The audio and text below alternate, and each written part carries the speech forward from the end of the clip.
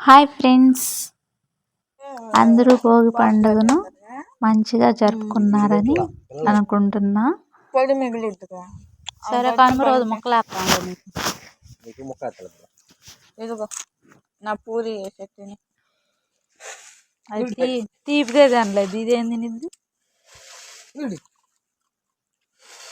అరే అవి పడ్డాయి, పూరి కూడా తింటున్నాయి.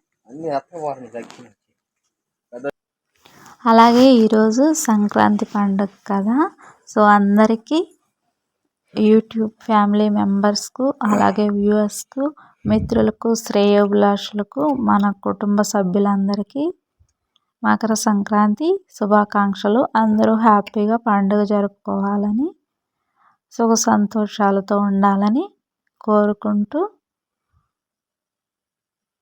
ఈ వీడియోనైతే లాస్ట్ వరకు చూడమని కోరుకుంటున్నాను.